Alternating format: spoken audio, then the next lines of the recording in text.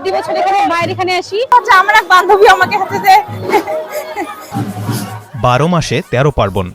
বাঙালি সংস্কৃতির সাথে উৎসব জড়িয়ে আছে ওতপ্রোতভাবে।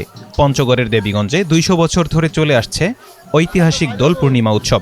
নীলকুঠি সরকারের ধামকালী মন্দির প্রাঙ্গণে মন্দির কমিটির আয়োজনে 5 দিনের উৎসবে মেতে ওঠে হাজারো ভক্ত দর্শনার্থী। জানা যায় পূর্বপুরুষদের প্রথা অনুসরণ করেই যুগ যুগ ধরে চলে আসছে এ আয়োজন। দেবীগঞ্জ নীলকুঠি সরকারের ধাম কালী মন্দির, এখানে 5 দিন হোলি উৎসব করা হয়। আমাদের জন্মের আগ থেকে এই মন্দির আমরা শুনছি এবং দেখি আসতেছে। জন্মের পর থেকে 18টা গ্রাম নিয়ে আমরা এই পূজা অর্চনা করি। হ্যাঁ, এবং দোল পূর্ণিমা উৎসবে এই কালী মন্দিরের পূজা হয়। মেলাকে কেন্দ্র করে পুরো এলাকা যেন এক উৎসবের নগরীতে পরিণত হয়। ধূপ প্রদীপের আলো, শঙ্খধ্বনি আর ভক্তদের জয়ধ্বনি মিলিয়ে তৈরি হয় এক মোহময় পরিবেশ। দূর দূরান্ত থেকে অনেকেই আসেন এই মেলা দেখতে। মাটির হাঁড়িপাতিল, কাঠের খেলনা, গ্রামীণ খাবার ও বিভিন্ন পণ্যের পসরা বসে এই মেলায়। এই ঈদে জামা জুতো অ্যাক্সেসরিজের ডিসকাউন্ট। প্রতি বছর এখানে মায়ের এখানে আসি, একটা আলাদা শান্তি অনুভব করি।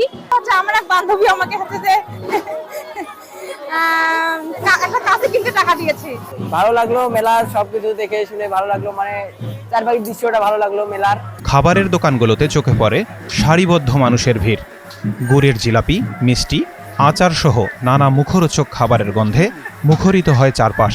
13ই মার্চ শুরু হয়েছে এবছরের দোল পূর্ণিমা উৎসব। প্রতি বছরেই হোলি উৎসব করা হয় এবং এই ভদ্রকালী মায়ের পূজা হয়। সবাইরই সহযোগিতা পেয়েছে, মানে এখানকার থানা, গ্রামবাসী এবং দলীয়ভাবে সবাইরে সহযোগিতা খুব সুন্দরভাবে পাওয়া হয়েছে। 5 দিনব্যাপী এই আয়োজনে ছিল ধর্মীয় উপাচার, কীর্তন, প্রসাদ বিতরণ, সাংস্কৃতিক অনুষ্ঠান ও মেলা। মেলায় প্রবীণরা পুরনো দিনের স্মৃতি রোমন্থন করেন আর তরুণরা মেতে ওঠে রঙের খেলায়। 200 বছরের ঐতিহ্য আজও জীবন্ত।